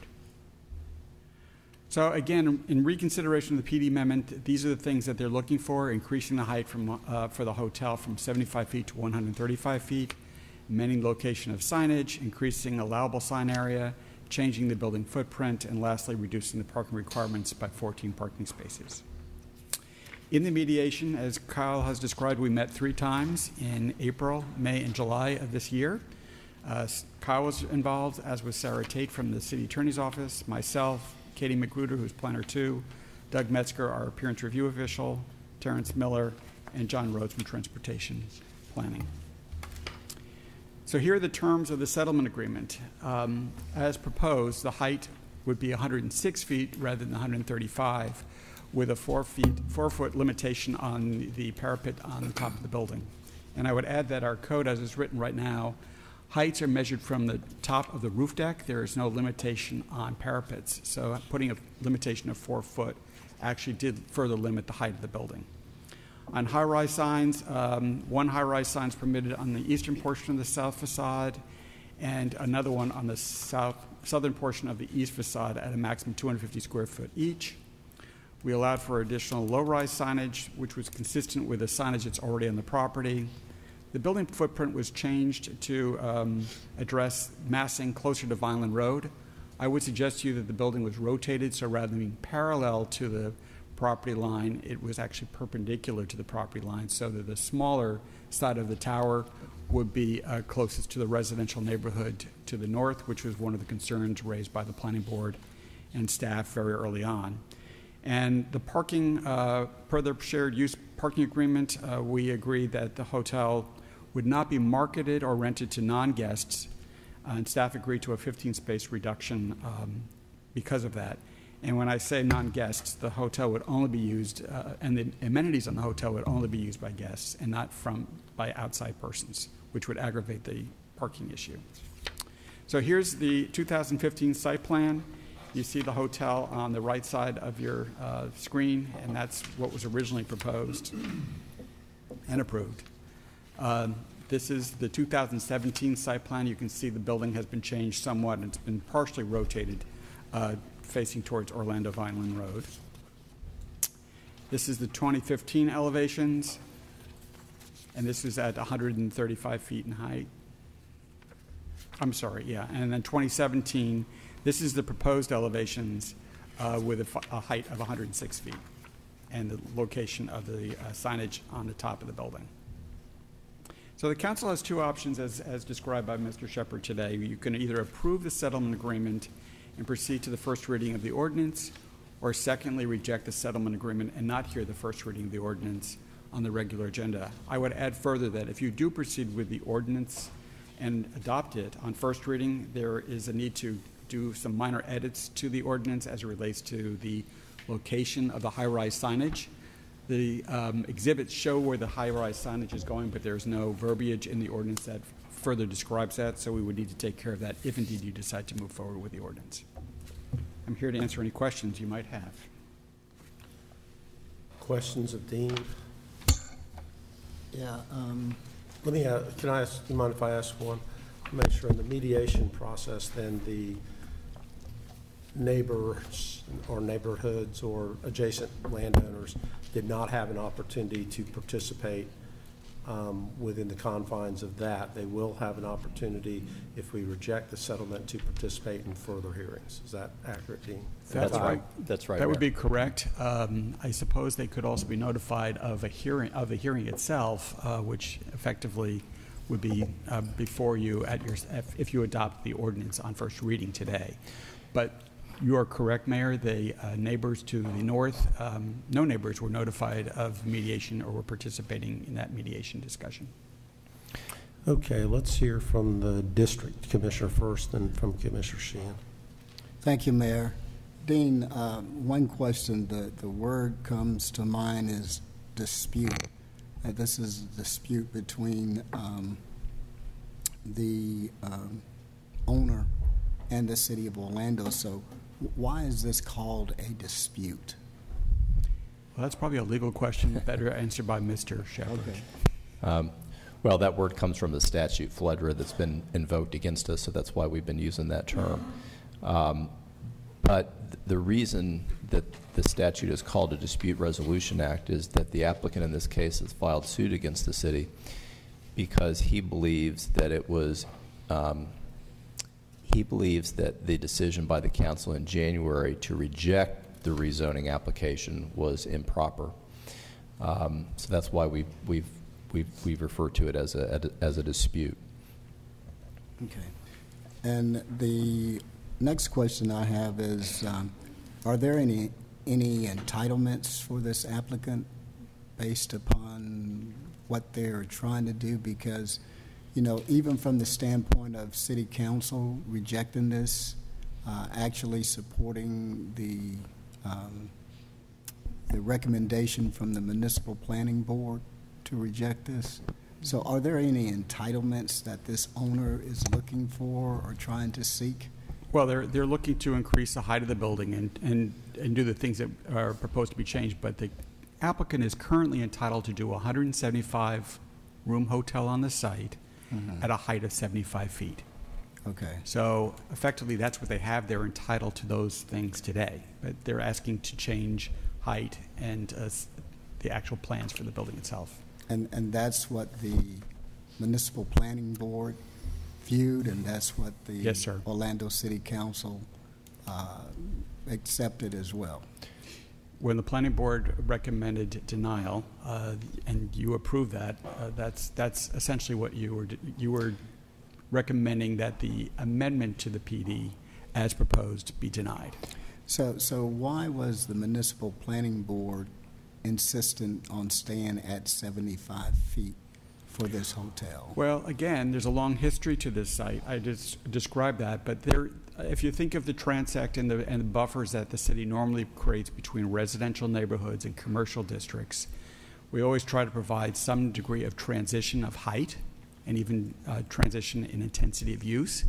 That area to the north is zoned residential, and the planning board felt that there should be at least some transition here on this site to protect those two-story condominiums and apartments to the north of the site, and that the 75 feet was reasonable. Now, you did mention the condominium, the Sunbrook condominium, or Sunbrook Villa condominiums.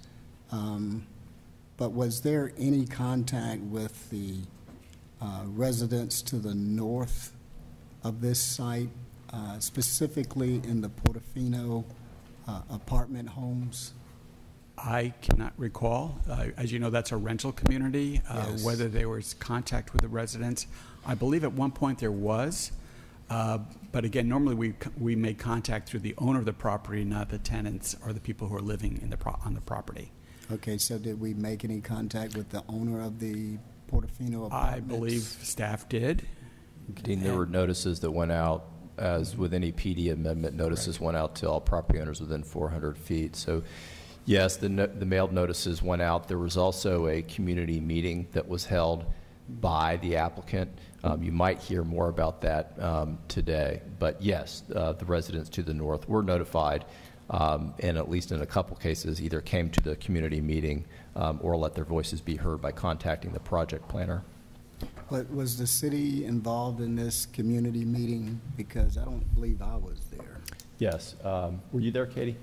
Yep. Okay. Yep.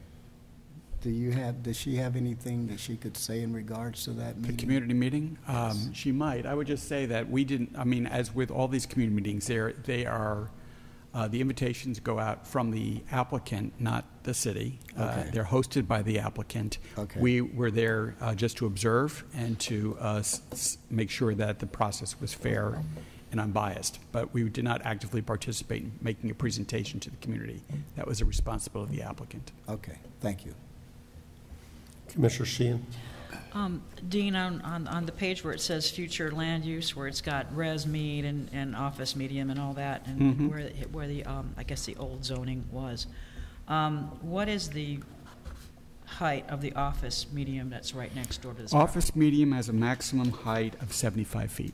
And what is the maximum height for residential medium that's right directly behind it? Residential medium, I believe, 35. is 35? 50? 35. Okay. So when they went from the O2 zoning that they had, which was what was basically the zoning that was on the next door property with the 75 feet, you gave them the O2 to ACN with the 75 feet through a conditional use process as part of that zoning, correct? Through the PD. Through the PD. Yes. So now they're saying you gave them the zoning they wanted for the use that they wanted to put in, but now they just don't want to abide by the height. They want to be able to go to the maximum height, even though you gave them a conditional use as part of changing that zoning. Is that correct? Correct. When we went from neighborhood activity center on the site, remember it went from office medium to neighborhood activity center to metropolitan activity center. The guiding principle there was that the height should not change. The reason for the change was to allow for the use, the hotel use, which was not allowed under neighborhood activity center. Right. Today, and this is actually something we've learned since 2005, today in 2017, we would actually do a sub-area policy amendment to our growth management plan as well, providing that predicate as to why the height limitation of 75 feet was appropriate. We did not do that. We went straight to PD and limited the height just through the PD and not through a sub-area policy. Right. But again, the intent all along was to restrict the height to 75 feet to be consistent with what was there historically and to protect the area to the north, which is a residential district. Yeah, because of the residential. So that's the concern that I have, is that if you're going to do a transitional zoning, and there's a reason there's a transitional zoning with a height restriction, because it's a transitional zoning, and then you want to say, okay, well, I want a different zoning for a different use. Okay, you get that granted, but then you come back and say, okay, well, now I don't want to have the height restriction that you would have had with the transitional zoning. Right. I mean, it just doesn't seem fair to the residents and to the neighbors. Right. Because here's the city negotiating in good faith and trying to help the applicant do the use that they wanted, and then the applicant doesn't want to abide by the reasonable restrictions the city put in place. And I mean, I don't like it when these things go to court, because the judge or whoever, or the magistrate or whoever is seeing this might not be as familiar with our code and the reasons we have these things put in place. Right. The only thing I would add, Commissioner, and your points are well taken, the Metropolitan Activity Center zoning, which would be equivalent of AC3, would allow for a 200 feet by right. And the area immediately to the east of the site is allowed to be up to 200 feet. So that was part of the argument that was made by the applicant going before the Municipal Planning Board, and certainly was underlying part of the negotiations we went through in the settlement.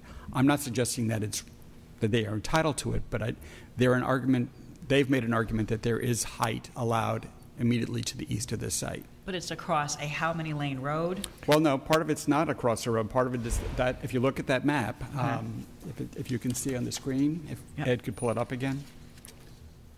That area along Kirkman, immediately adjacent to the red box, is also on AC3 Metropolitan Activity Center. One, if you were to assemble that property, you could, in theory, build a 200-foot high building there.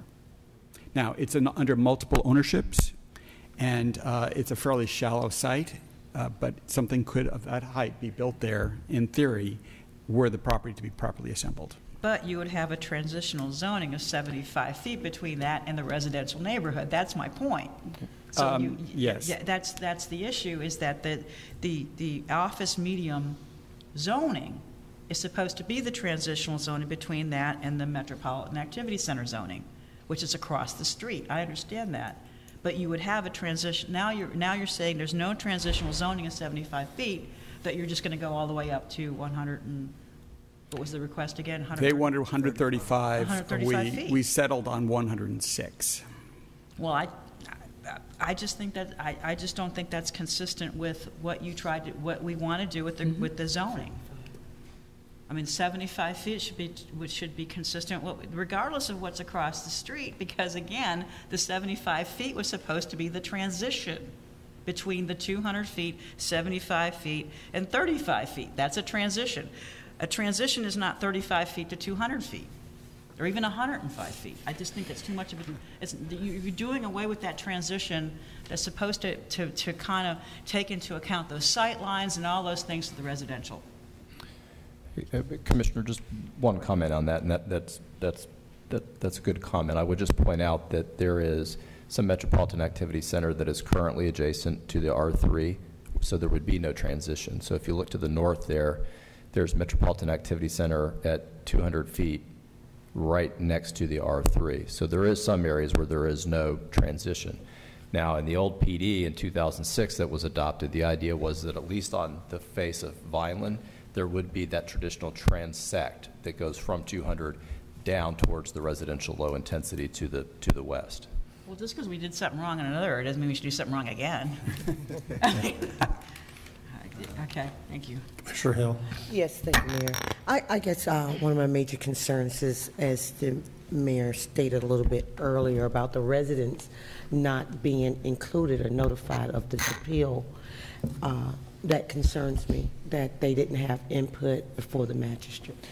And also, I would like to know what, at those community meetings, if you may be able to give me some insight, the feelings of those residents with this hotel going up so high. Mayor, just before Katie comes up and explains that, let me just clarify one thing. The neighbors did receive notice of the Fluidra process, okay? And so very early on, when Fluidra was invoked against the city, we had an obligation to notify all adjacent property owners, and we did that. The hearing officer, and this is something that he decided that it was inappropriate under the statute for neighbors to participate in the mediation process.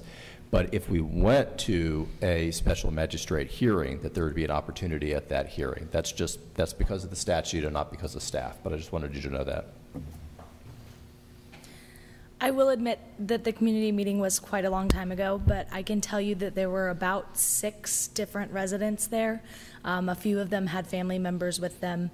Most of them were indeed renters.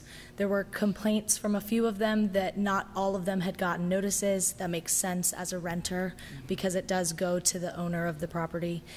It is condoed, so there's multiple different owners. I know that the neighbor to the south, Universal, was present, as well as a couple of different neighbors did bring up shadows as issues. There was a specific neighbor that was in support of the project, saying that height would bring about a better brand of hotel. So there were comments in both directions from the residents that were there. Thank you. Commissioner Stewart. Yeah, something that you said that's kind of caught me by a little bit by surprise. The original rezoning was in 1992. 1994. Okay. And in 1994, we went from an O2 to an ACN, correct? Right. Best we can do. I've been with the city a long time, but I wasn't here in 1994, so I don't know what prompted that change, but I think it was to allow for a mix of uses on that site rather than pure office use. Oh, I understand. And I think what I'm understanding is that the entire site had the ability to go to 75 feet. Mm-hmm. Through conditional use. Right, but it was the entire site. Yes. And he chose to build a 2-story building, mixed use, on one portion of the property. That is and correct. chose to leave the other portion of the property vacant. Correct. So in 1994, he could have done and just built a 75-foot tall conditional use building. Am I following my? Yes. So and he chose not to do that. I don't know if he owned the property in 1994. The owner at the time chose not to do that. Correct. Didn't take advantage of the benefit of the generosity of this council long before any of us were here, effectively.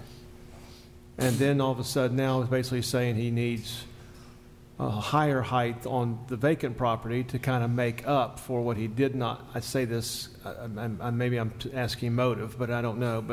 But he's putting more density on a portion of the property that he chose not to spread across the entire property, the owner in 1994.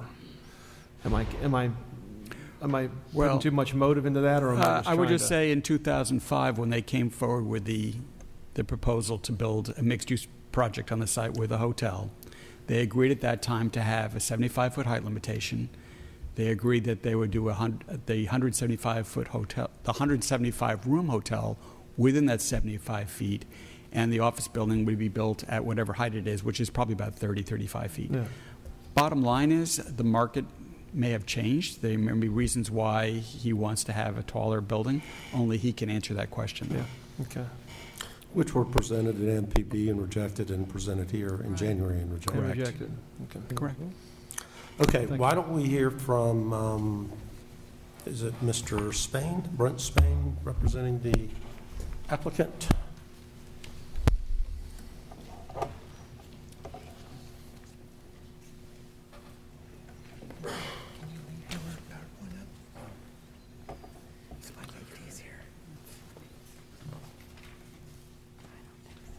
And Mr. Spain, if you could turn an appearance card in after you're done. Certainly.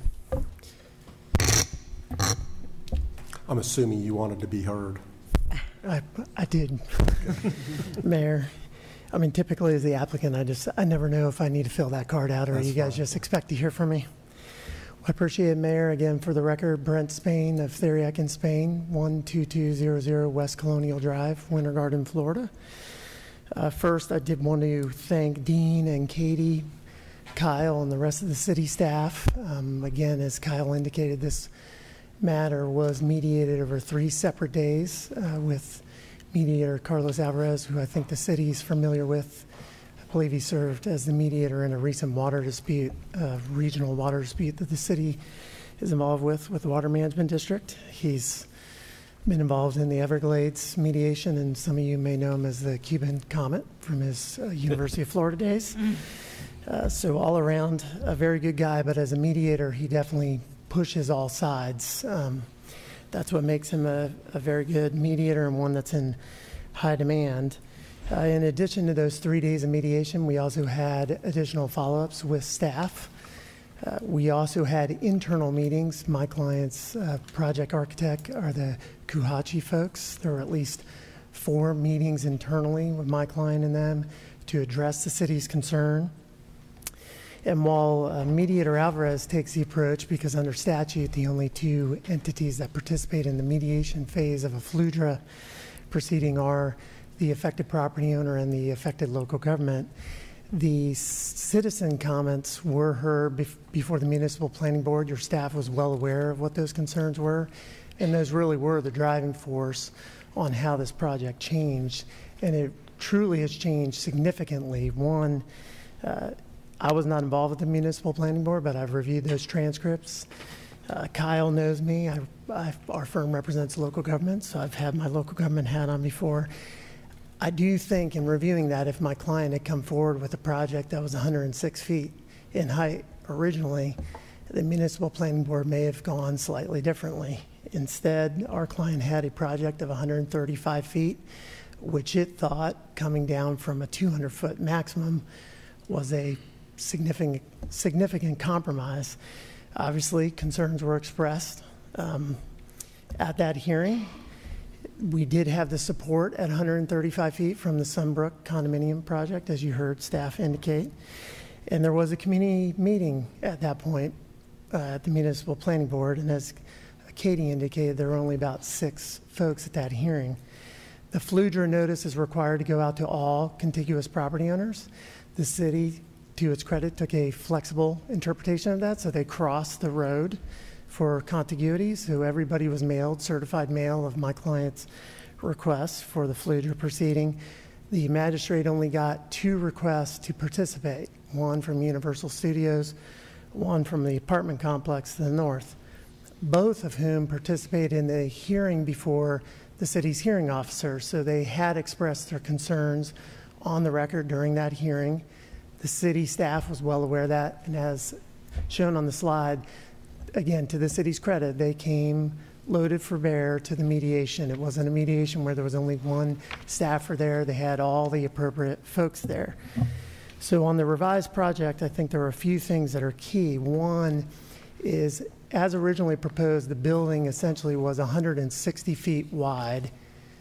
So the view corridor from the apartments that are to the north, essentially we're looking at a 160-foot wide building that could go as high as 75 feet. The staff imposed upon my client the importance of trying to rotate that building. My client worked diligently to try to address that concern. Why that is critical is that cuts that, any interference with the view corridor has been cut in half. The building, by being shifted, is now 80 feet wide at the vertical part. There is a part that is at about 1.5 stories wide, that 1.5 stories tall, that does go wider, but the vertical part of the building is only 80 feet wide instead of 160 feet. So that greatly reduces the impact to the residences to the north as they look toward Vineland Road. Additionally, my client reduced the request for the height by over 50%. So instead of 135 feet, we've come down to 106 feet. We have not increased the number of hotel rooms. We have not changed any other aspect of the project. We've agreed to a condition that the amenities in the hotel would be limited only to hotel guests, so they cannot rent them to an outside organization for a party, and that was due to the parking concerns. As indicated, my client owns both the commercial and the hotel site, so they have shared parking. Again, we're only knocking off 10 parking spaces, which is a little less than the original request, and we believe that that won't be an issue given the condition that limits the use of the hotel to hotel guests only. We also have reduced the amount of signage we were requesting. I think the original request was for about 200 square feet of on-building signage. The lower signage, that's been reduced to 160. And some of the things that don't come out in a public hearing is my client, when they developed the commercial part, actually put in all the stormwater for this project. So the front part of the hotel site, which is paved right now, has underground stormwater. In shifting this building, that requires that stormwater system to be modified. It's going to have to get ripped out. But my client was willing to do that and take on that additional cost to help alleviate any of the concerns caused by the height in the building. And by shifting it again, we're narrowing that view corridor. The other things Kyle had touched upon, the max height, again, there's 200 feet running north on Kirkman, immediately adjacent to the residential neighbors. I would want to mention that our client, this isn't their only project in Orlando. They have about 7 different sites. They're a very good corporate citizen to the city of Orlando. They have projects on I-Drive, which I know Commissioner Ings is aware of, a very nice Ramada Inn, which helped folks during the recent hurricane. They have projects in Dr. Phillips area. They maintain their sites very well, and they believe this will be a great asset to the area. There are other hotels in that region that are taller. There's a 19-story hotel. There's an 11-story hotel. This will come in at 10 floors at 106 feet. Again, we believe it's, like all mediations, I think a successful mediation, all sides go away grumbling a little bit. I can assure you my client grumbled his fair share, but to the mediator's credit, Special Magistrate Alvarez really pushed the folks to address the issues at hand, which were height, the compatibility to the north, which we did maintain the vegetative buffer to the north, 25-foot vegetative buffer, and any other externalities and impacts that might occur. So there's no lit signage on the north side of the building. All that high-rise signage is down on the corner, as Dean showed on the slide, down towards Vineland and Kirkman. So I'm happy to answer any questions. Again, I just appreciate everybody's hard work. If there are questions on Fludra, I'm very familiar with that as well. Okay, questions for Mr. Spain? Nope. Okay, is there anybody else that wants to be heard on this? Thoughts, commissioners? We have two forms, Mayor.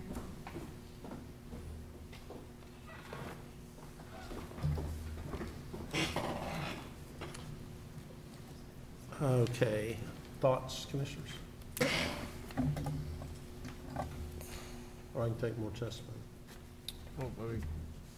Are we debating or Okay. testimony? John McReynolds and Peter Latham.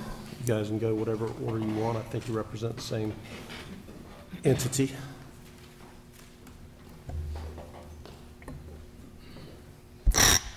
Mr. Mayor, members of the commission, thank you, and I will be brief. My name is John McReynolds. I'm the head of external affairs for Universal Parks and Resorts.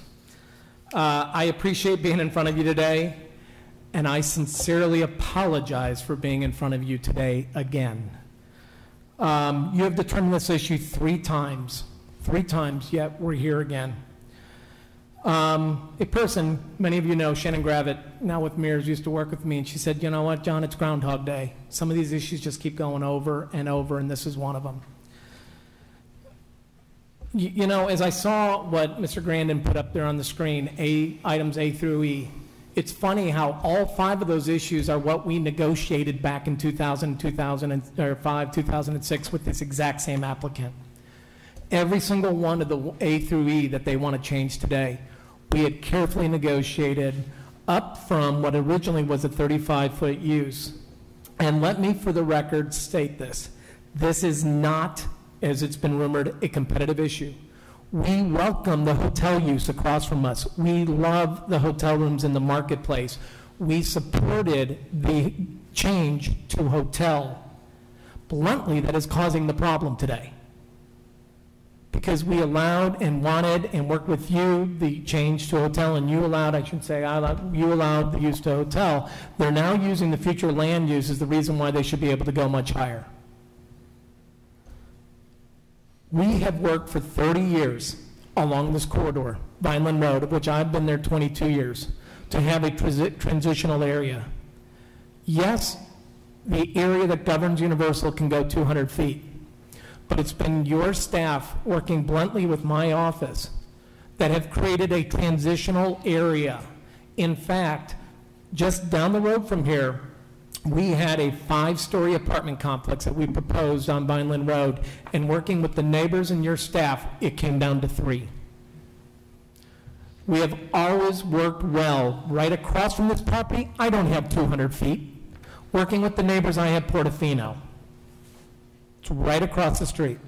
Why? Because it was a great use, a great transition, and if I was going to put a resort development, what better than to transition it to the neighbors? We were very supportive of the applicant. You know, we want this area to have smart growth. But what we're asking for is to not get penalized for negotiating in good faith, because that's exactly what we did. We negotiated in good faith and came up with a settlement that you all blessed, and they blessed. And yet, they refiled an application in 2015 as if I never had any of those meetings, you all never had any of those meetings, the neighbors never had any of those meetings, without even a notice to us or the other neighbors. They simply refiled. It's not how we do business, and that's not negotiating in good faith. So we ask you today to hold the line on 30 years of good work. We ask you today to hold the line on what was negotiated in the PD, which is what governs this in 2005, 2006. We ask you today to hold the line in this council and not others on determining the look and feel of our neighborhoods and community, not some hearing officer who hasn't been involved over the last 30 years. And finally, we ask you today to hold the line on smart growth. Growth, but smart. We have, as evidenced, worked on developing a Vineland Road that is exactly smart growth and transitions and works for all. So we ask you to hold the line, and we thank you for your time. Thank you, Mr. McReynolds. Any questions for John? Mr. Latham?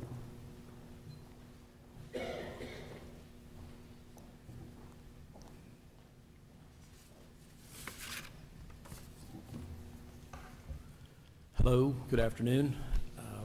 My name is Peter Latham with the law firm of Latham, Schuker, Eden Boudin, representing Universal.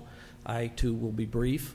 I just wanted to fill in and maybe sort of answer a few of the questions that have arisen.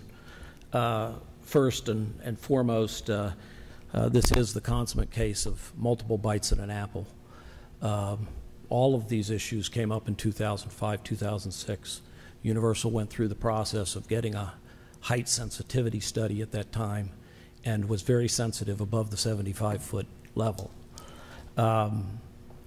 Secondly, the city is sort of being penalized for having done the right thing, which was create a hearing officer process between the Municipal Planning Board and the City Council, which adds a high level of objectivity to the process, and then we get another bite at the apple by this first ever attempt to use the, I don't even know the acronym that was floating around, but FLUEDRA process, which is really redundant of your independent use of a hearing officer.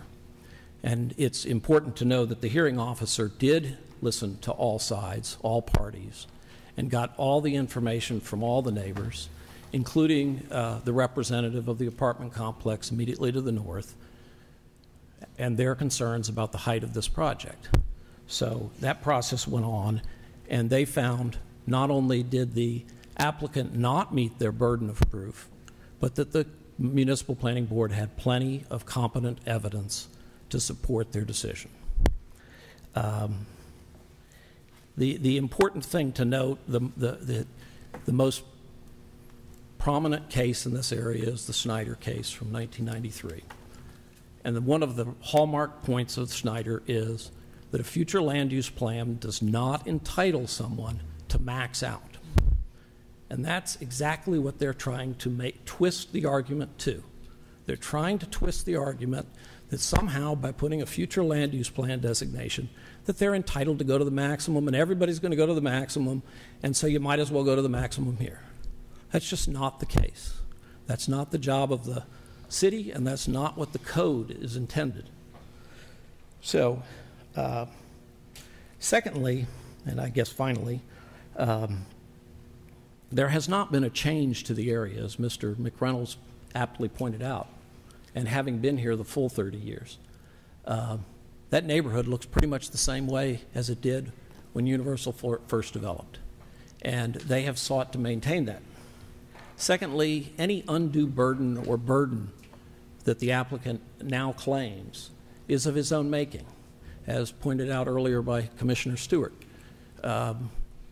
He chose to develop a two-story office building and use up a large portion of his site with a two-story office building, therefore restricting the area left for hotel. So, you know, he has not painted any picture of undue burden that's other than of his own making. So we should not reward someone for painting themselves into a corner. And those are my comments. I'll be happy to answer any questions. Questions for Mr. Latham? Thank you. Thank you. Okay, Commissioner Ings, you got a motion maybe? Move this thing along. Yes, sir, Mayor. I move to reject the settlement agreement and not to hear the first reading of ordinance number 2017-54 on the regular agenda. Second. Okay. What? Mayor, if I may just have a brief rebuttal. I mean, normally, and I'll keep it very brief. Okay. And I've heard Commissioner Ng's motion, but I do want the record to be complete.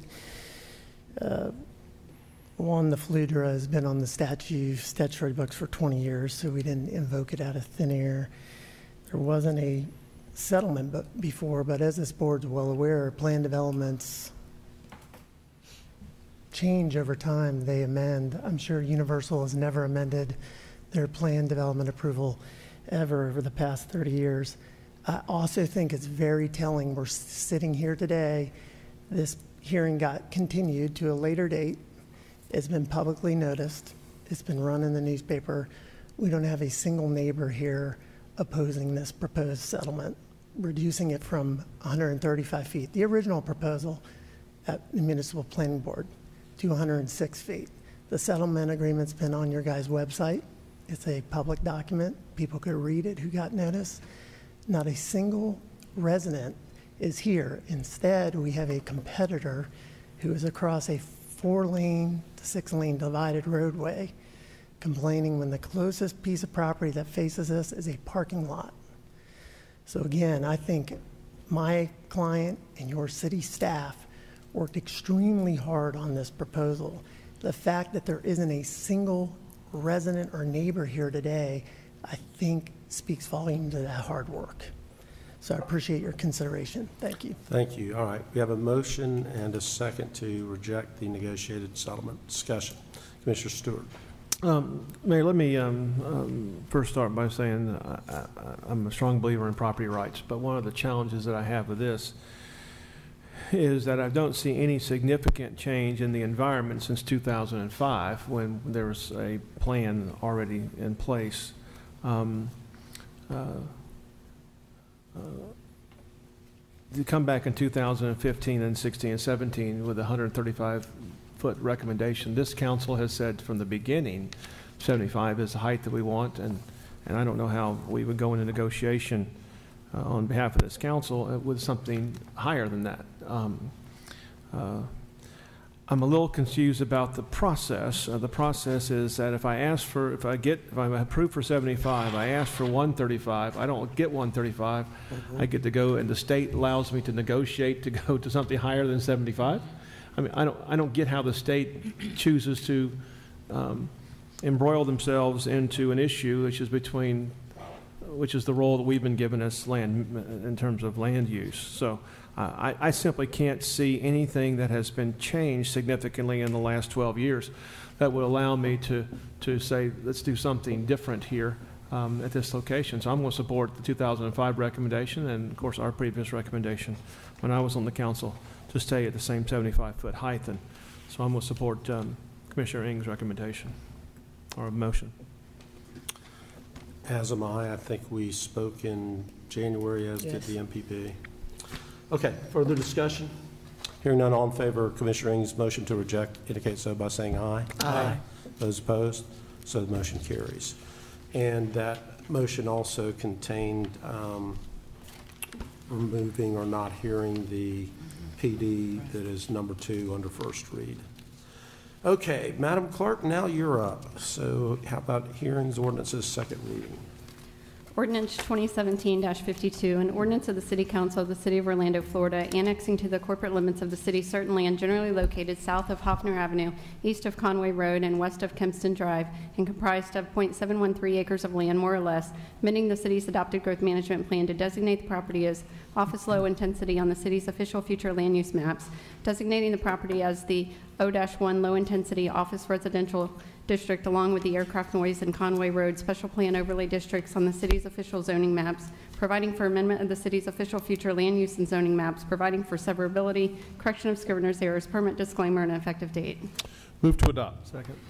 Motion by Commissioner Gray, second by Commissioner Stewart. Is there anyone from the public who might be heard on this matter? Discussion among commissioners. Hearing none, all in favor of the motion indicate so by saying aye. Aye. Those opposed, motion carries. Okay, let's go to ordinances on first read, number 1.